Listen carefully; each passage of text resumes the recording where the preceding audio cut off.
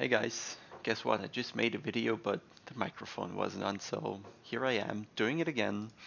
And today, what I'm doing is I got a lab from a viewer, and he wants his lab reviewed, and fits in quite well because I have a little time. And I thought we just might have to take a look how he ends up a lab with that amount of gap when he starts the lab right on par. So there's some things we can see.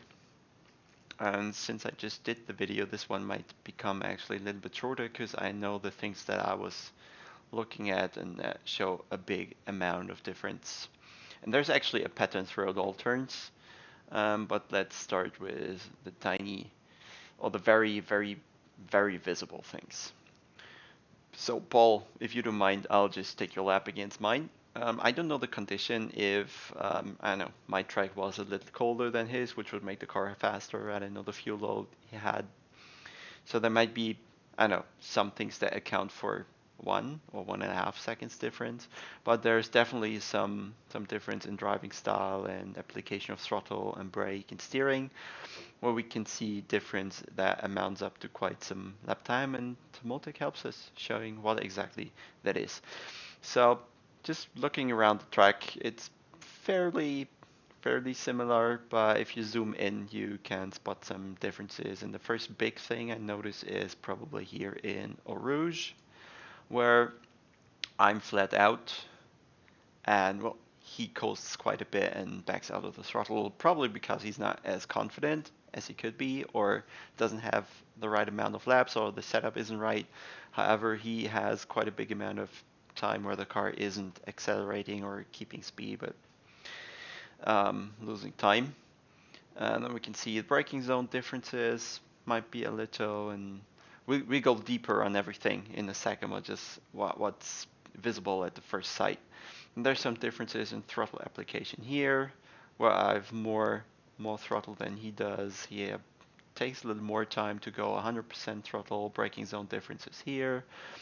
Braking also different here. I use less, he uses more. Shorter amount there, longer amount for me. Probably a difference right here. There's a lot of coasting going on. Also through that Lecomp S, there's some difference in throttle application, quite visible. Down here, there might be some difference that we'll dive into. Um, and also here along flat out section for me on the inside line, and some coasting or lifting going on through Blanchimont for him, which will sure cause time. So let's start with turn one, of course. Let's zoom in right there. We can see there's the first big difference is in braking and where I actually start. So I'm quite earlier than him. Maybe we can actually see where that is, and it's probably better visible in the actual data. So let's talk you through the corner what's visible here, and then we go to the actual data. So I brake a little earlier, then ease out of the brake for a longer period of time, trail it more into the corner, or is he just is 100%, 100%, and then just stops braking, coasts a bit, and then easy on the throttle, whereas for me the throttle application is a bit more direct, more faster. Takes less time for me to go up to 100%. And then we'll look at Eau Rouge right after. So you can see there's some coasting and lifting going on, and for me it isn't. So we go this section to this part right here in the data now. So we're accelerating onto the straight, start of the lap. Wait, are we there? No, we're not. We are, where are we? Here is where we should be. Zoom out, view the full lap. Sorry for that. This should be the full lap right now. Where's the track? Sorry, right there, everything is in sync now. This is our cursor, and now we have some data here. So the first thing up here is actually the delta in time, so you can see where the time adds up for him compared to me. And at the start of the lap, it's 0, and at the end of the lap, we're looking at a little more than 3 seconds. We can already see that the gap increases throughout the whole lap. There's just tiny amounts that he gains back at some points, but it's pretty much throughout the whole lap that we can see this delta increase. And especially here where Rouge is, we can see the delta increase a lot already on the camel stripe, but we'll get there. So, turn 1. Let's first zoom in onto the brake throttle application right there. The colored ones are his lap, and the white lines are mine. So the braking for me indeed starts a little earlier at about, we're looking at 255 meters into the lap, whereas he starts 10 meters later or so. So I brake earlier, which would of course lead to the fact that I slowed down the car earlier and I can turn in a little earlier, potentially get the corner tighter or something. We can also see right here that my brake goes up to 100% in, I don't know, how much do I need from 256 to, oh, it's actually 15 meters that it takes me to go to 100%, whereas he is a bit quicker. Yeah, it's just about 10 meters for him till he reaches 100% braking, so I can improve there. But we can see the throttle, the white line decreasing here. For me, it goes straight down, and for him, the red throttle line, it takes him a little longer to really be on zero throttle. So what I do, or what I try to do, is be on the throttle on the straight, and then do a quick switch on the braking zone. And what he does is a little more like this, right? So it takes him more time to do the swap. So the car kind of still is accelerating in the braking zone. You totally don't want that. Then these tiny blips here are the throttle blips to sync engine and rear wheels. Is it done automatically or do it manually in the car? Don't really remember. It's a reflex for me. See the downshifts. Mine are a little earlier because I'm braking earlier. This is all fine.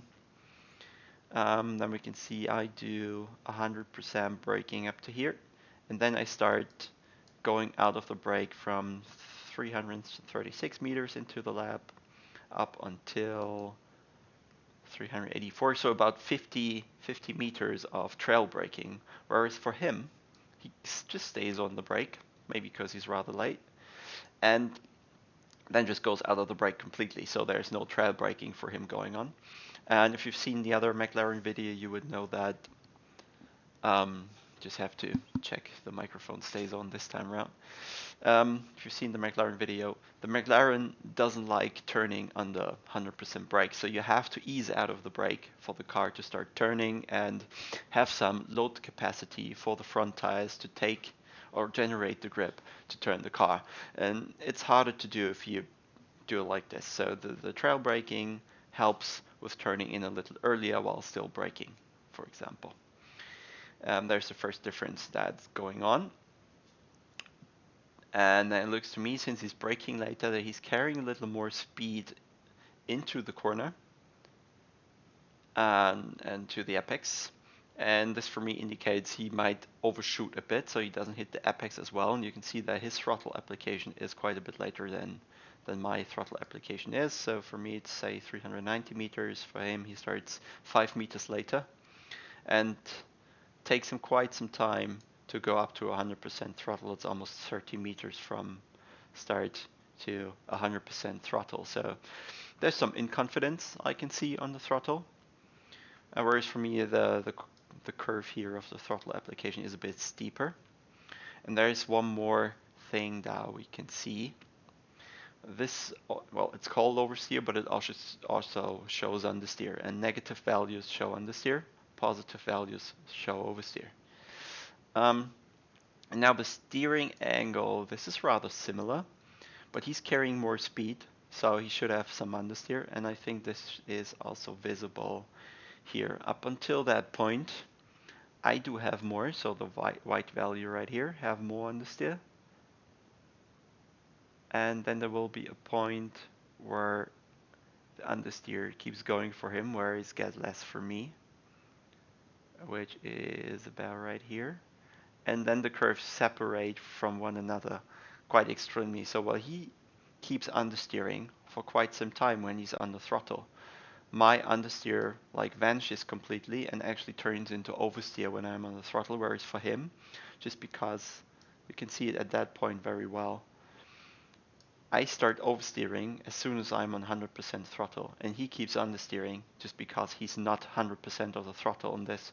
Just keeps pushing the car to the outside of the corner while understeering, and you never feel confident to go fully on the throttle at that point. So if he went steeper with the throttle, say he was 100% here maybe, the understeer might vanish, and he would actually get the car to turn and rotate and straight out for the small straight ahead. So you can see he actually gained some time throughout turn 1, but then at the exit of the corner all his advantage is gone. And going onto the straight, while I carry a little more speed up on to Eau Rouge, I carry more speed. It's 6 kilometers right here. It's a delta right there, just because I'm early on the throttle, which of course is here. And that is because I could handle a little more oversteer, and he was understeering throughout, well, let's talk in meters, 404 to 430. So he's understeering for 30 more meters while I'm already fully on the throttle. And this adds up on the small straight. So from the little advantage he might have had by braking later, but going deep into the corner, not getting the rotation he wanted, and therefore being later on the throttle, he starts losing time onto this straight. So his advantage from, it's just a measurement, right? It can be off 2.5 tenths ahead into the corner up until the turn in of Eau Rouge up here. He already lost 3 tenths and is now down 1/10 compared to me. And then we can see in Eau Rouge, he's actually backing out of the throttle quite a lot while I'll just carry on. And of course, on top of Eau Rouge, which will be, let's see the track report. Yeah, that's pretty much the right hander, and then the left king safe from here. You know you have the grip. So from top of Eau Rouge to, so by that point it's already 3/10, and then we go further to the next braking zone right there. So from 3/10 up to 7/10. So he's losing 4/10 on the camel straight just because he backs out of Eau Rouge. So once he can do Eau Rouge flat, he's basically gaining half a second. So half a second found almost. Let's look into the braking zone into Les Combes. I brake in a little earlier than he does. What is it? 15 meters or so. I go out of the throttle immediately, while he takes a little more time to do the same, right? So switch off the pedals can be a little faster.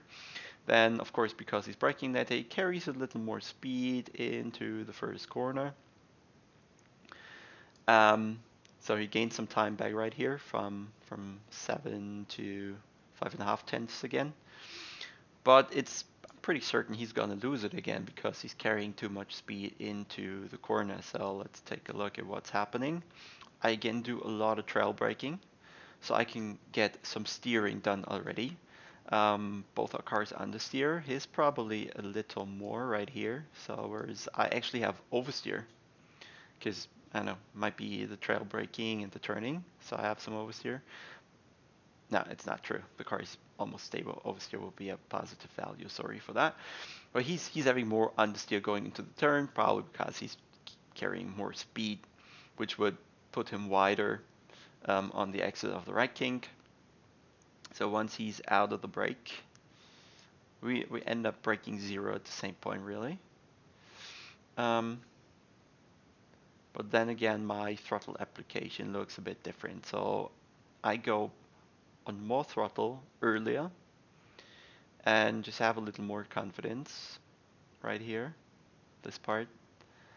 And you can see the delta at that point starts to increase again. I assume that because he's carrying so much speed, he has understeer, ends up on a wider line for the next for the left hand. Sorry, we are right here already.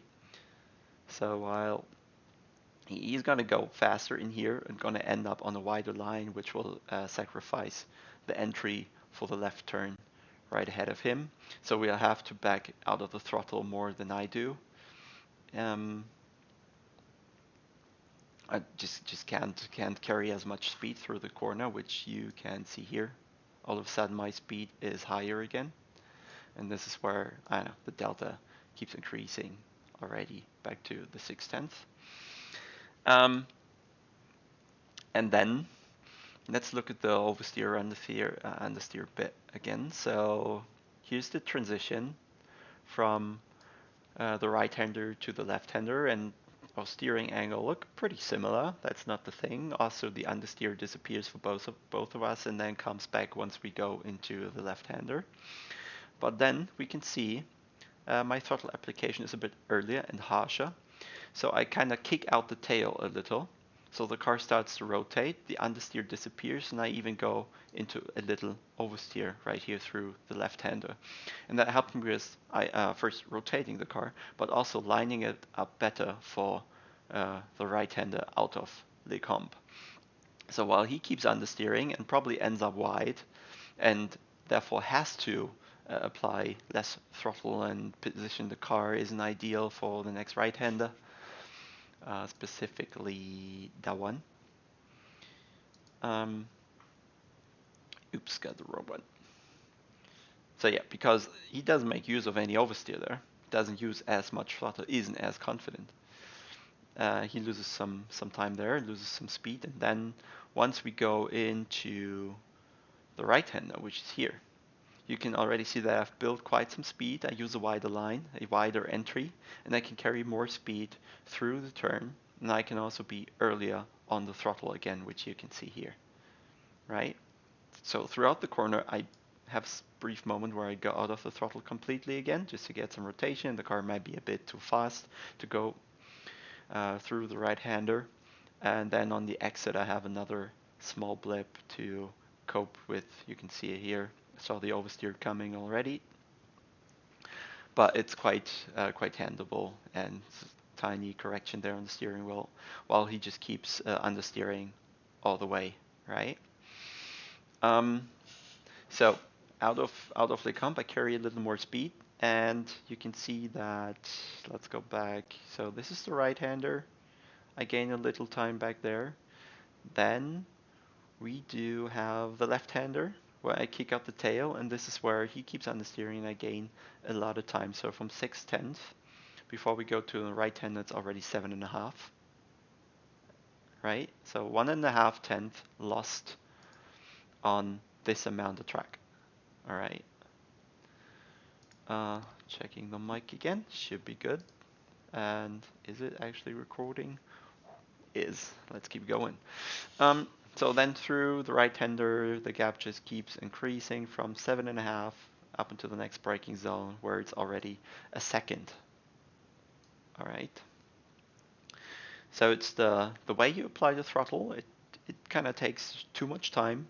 You don't dare to kick out the tail and use a little bit oversteer in your advantage. Then you don't position the car as well and can't carry as much speed throughout the right-hand and onto the next straight. Let's take a look at the long 180-degree right-hander, which is this one, and we'll take no-name corner within one go in this analysis. So braking start looks pretty similar. I do a little more coasting than, not coasting, trail braking than he does. Very few coasting. He pretty much stops braking, coasts, hits the brakes again, coasts again, easy on the throttle. So there's a lot of corrections going on in the 180-degree corner, pretty much because he's not. Now he might be braking just a tiny bit earlier, so he's carrying less speed at that point. Then he thinks, "Wow, this is too slow. I have to go faster." So he goes out of the brake, then notices, "Oh, damn it! It was actually all right. I need to brake again." And then he's like coasting and correcting his line and position, and then easy on the throttle. Whereas for me, it's all a bit more clean, I'd say. So I'm on the brake, trail brake it a little, just use maximum grip on the front tires. then go out of the brake, and then I'm already back on the throttle right away pretty quickly, and then just floor it once I hit the second apex. So for him, I'd say he goes a bit too fast, doesn't hit the first apex, then he doesn't go wide in the middle of the corner, and doesn't get the second apex right there. So I'm pretty sure he's going to lose a lot of time on this straight. Let's see in the data. Again, the wrong one. Let's go with this. Let's start with the brake application. So we start basically at the same point, reach the top at the same point. I go out of the throttle a little quicker than he did. And then you can see the trail braking going on here, which for me takes quite a little longer than it does for him, right? And then you can see he stops braking, starts braking again, because he has to adjust. The car just didn't get the entry right, really. So then I'm going on way more throttle, whereas he's just a little, goes back off it again, then gets the confidence in the grip and accelerates fully. And this part here already, we'll see that I'm increasing the speed. I carry more than he does, quite a bit, and also into the corner I keep carrying a lot more because I'm trail braking for quite some amount of time already.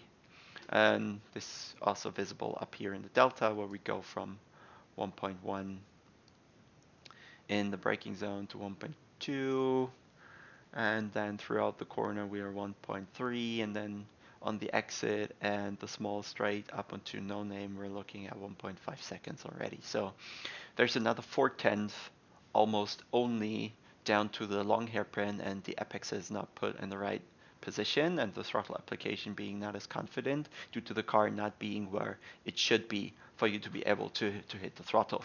You can see the speed overlap here, pretty much the difference almost 10 kilometers in parts of that small straight. So yeah, pretty much from here to here you're already down 3/4 or so again. Then into no name, what can we see right here? Let's move that a little further along. There you go, there's the braking. I go off the throttle, brake just a tiny bit right here, the white line. Maximum of, I don't know, 30-40% throttle braking for me. Whereas he pretty much slams it a bit and goes up to 70-80. And I said before, the McLaren doesn't like that. If you use so much brake, the car won't rotate. So he can't get it into the corner. That's why he goes out of the brake completely again, and then gets a sudden turn in, probably. And again, the car becomes unstable. He doesn't get the confidence, can't go on the throttle as he would like to. Whereas for me, the trail braking just slows the car down just about enough while you can still do the turning. Therefore, I brake a little longer, right? So I'm still braking here, whereas he's already picking up throttle again. And then once I notice the car is in the correct position and the angle is right, I just floor it. Whereas for him, it takes a couple meters, maybe it was 30 meters or so that he needs to pick up the throttle. And that again should be visible. Yeah, he just keeps having understeer here. I do have the same, just on the exit, little oversteer. Not too severe, but again, quite visible differences. I carry more speed through no name, and since I'm early on the throttle, I do carry that speed onto the small straight leading up to Pouhon. So what do we lose on that little straight? Let's say this is where it starts. We are looking at 1.5 seconds going into no name. Exit of no name, we're, I don't know, maybe 1.6. And then let's go to the end of that straight. We're looking at 1.8.5. So there's another 2.5 tenths lost on the straight, not in the corner. Just because you pick up the throttle a little later, a little more hesitant, don't carry as much speed through the turn. Then braking into Pouhon. Looks, yeah, pretty much a pattern, all right? So he slams it, goes out of the brake, coasts a bit, easy on the throttle, fully on the throttle, out of the throttle, in, out, out, in. Whereas for me, it's not ideal as well. I would want these bright patches to be dark. But you can see the braking is again way more trail braking, less coasting, fully on the throttle. Then I noticed that's wasn't the right moment. Should have waited a meter more, so I back out a little, back fully on. Notice again that I might go a little wide, back out, back on, in quite a abrupt fashion. So I guess we can see all this in the data here as well as we move along. So this is the braking zone. He slams it, goes back out, and I keep just a tiny amount. Yeah, I just keep trailing for another 30 meters or so, where he is not braking at all, just coasting, letting the car roll. Pickup of throttle, pretty similar. He's taking quite a while to go onto the throttle, whereas I'm way more harsh with the car and trying to create some oversteer and rotation in the car. And then his blip here, it's quite severe, right? So this is from 3880 to 3960, so there's a distance of 80 meters where he's not fully on the throttle. Whereas for me, I only have a tiny gap of 5 meters total, 10 meters maybe, where I'm not accelerating fully. And I just added a graph that would show that over the course of the whole lap. Just look at the orange bit down here, the lower third, and the other stuff doesn't matter for now. This is a graph. It just shows the amount of 100% throttle throughout the lap, and while I reach 70% full throttle throughout the lap, he only reaches 64%. So these tiny blips and insecurities and going late on the throttle and taking longer to be on the throttle just adds up, and overall he uses 6% less full throttle than I do, and this is pretty much how the lap time becomes slower than mine.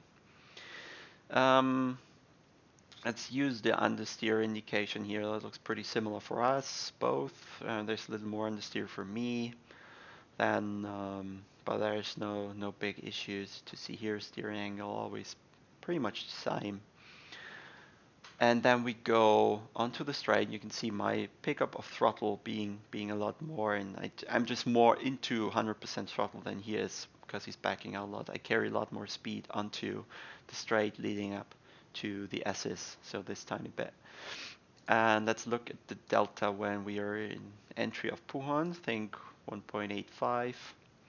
And at the next braking zone, he will have 2.1 seconds missing. So there's another 2.5 tenths lost just because he doesn't carry the speed here. The differential is again 8, 9, 10 kilometers, 8 kilometers throughout the whole straight. And therefore this just adds up. So it's again more, I'd say more the straight and the too early or too late or too hesitant throttle application that costs his time. Going into the braking zone for the S's, graphically we can see he's braking later than I do, the red dot, whereas the white dot is already here into the coasting. We both don't do trail braking in this one, but you can see that I pick up a little throttle to stabilize the car over the curb on the right. Then we do both some coasting.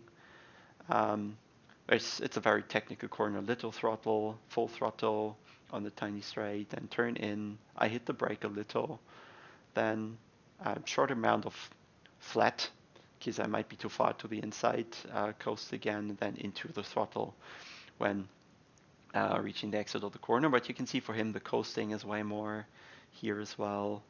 Then it takes longer to pick up the throttle, and it's way later, probably because the line isn't adjusted as well.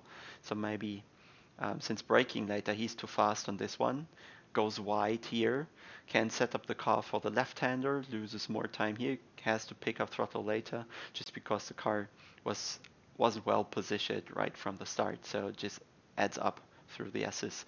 And let's see what that means time-wise. Let's move a little further into the S. So I approach faster, brake earlier, so my overall speed here is lower. then he has to decrease more speed than I do because he's going deeper into the corner, and to make the car turn you have to become slower at some point. So I carry more through the right-hander.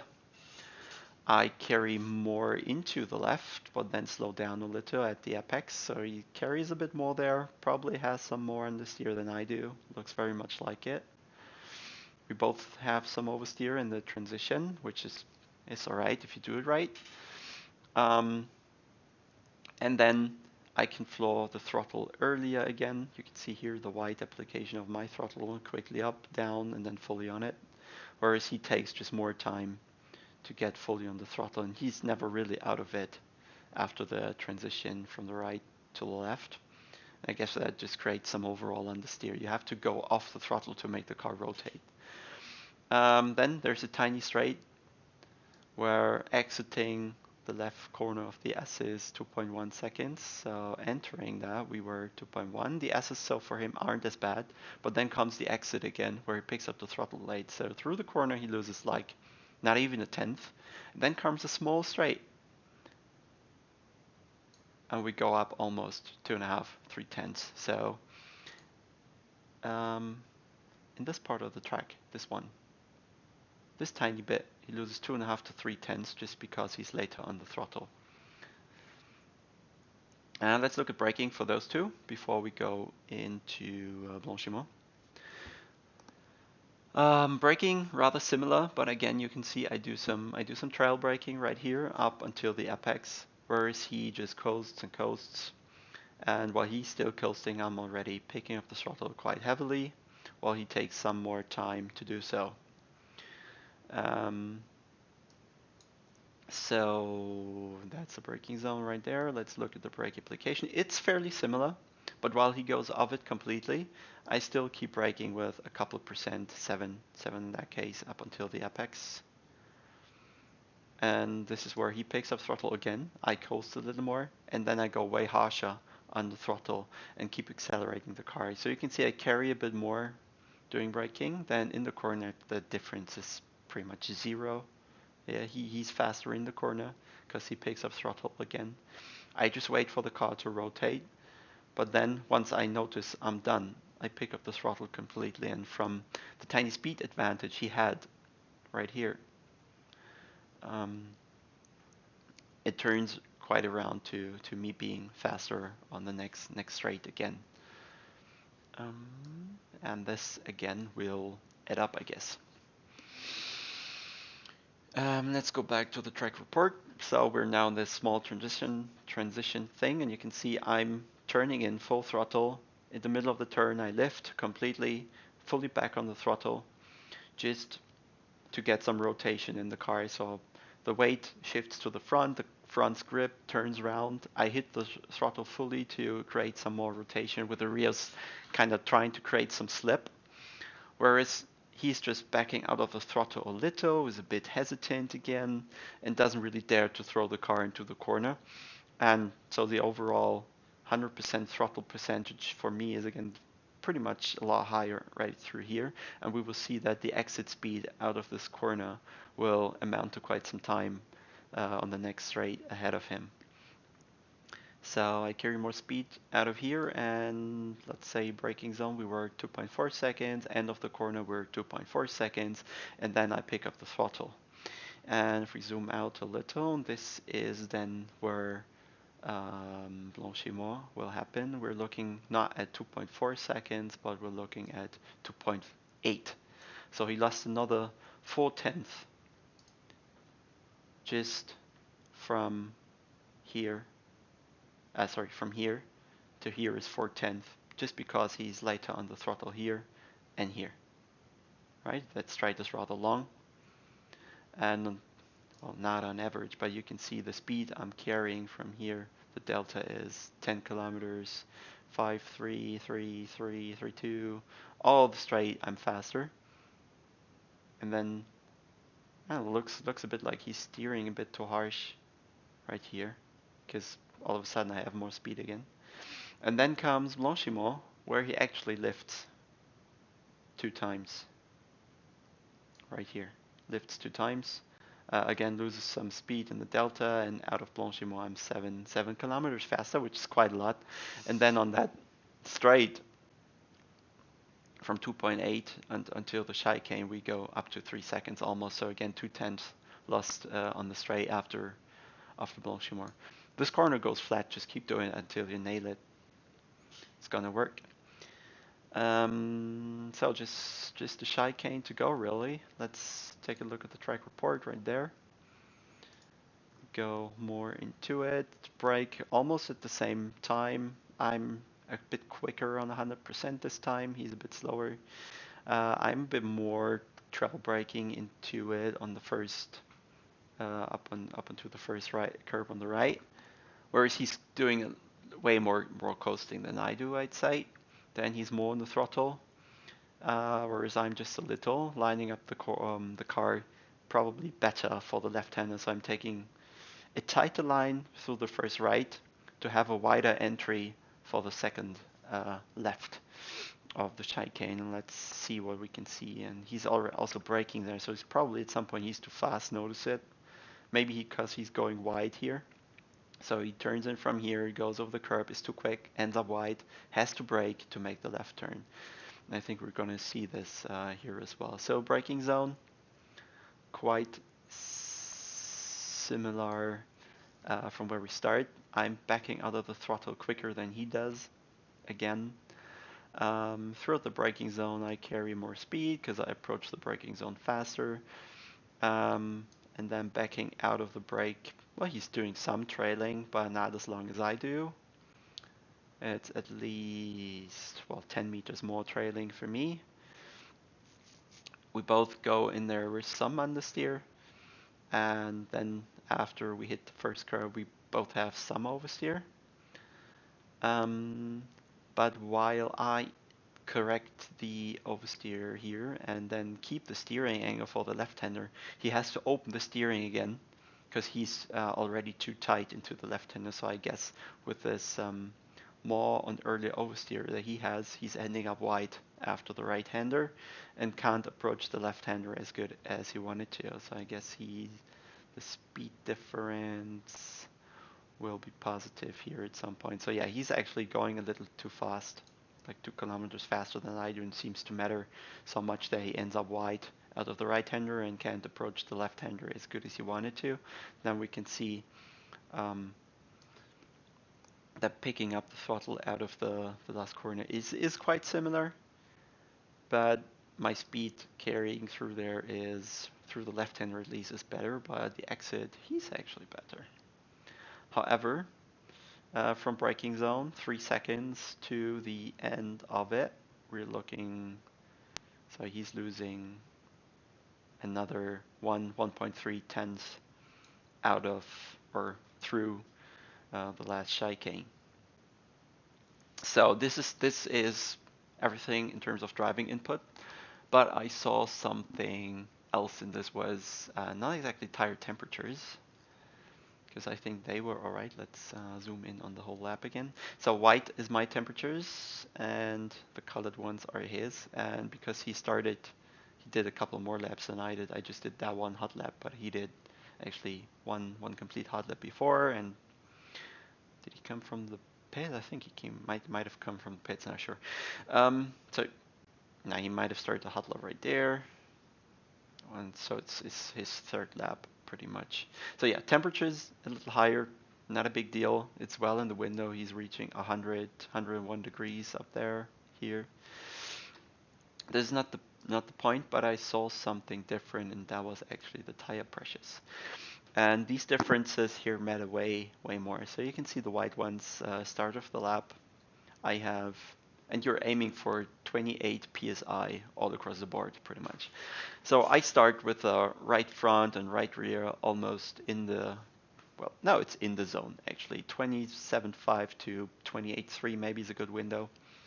Only the rears take some more time throughout the lap for me to build the pressure, but by the end of corner 2, 3, I don't know. In the comp, my pressures are fine. Right, I'm in the window with all fours, so they're quite tight together here as well, and the highest I ever get is 23 at 28.3 throughout the lap, 28.4 maybe. But what we can see for him is especially the both, is it both rear tires? Yeah, its left rear is green and the right rear is blue. And he's missing almost the whole PSI throughout most parts of the lap. So whatever his insecurity might be throughout the lap, that he might expect a lot of oversteer, and that might come because his rear pressures are too low. And if he had the pressures right, he might have more confidence and would have different throttle application. And this is probably something to look into as in terms of setup. But most of it to me looks like the driving input can be changed quite drastically to extract more lap time, be earlier on the throttle, line the car better for the exit, and carry more speed onto the straight. I hope this gives you some insight. I hope you can actually improve after this one, and I don't know, let me know what you think on the video and if you'd like your lab analyzed maybe. So for now, I stop the video, say goodbye, and see you next time.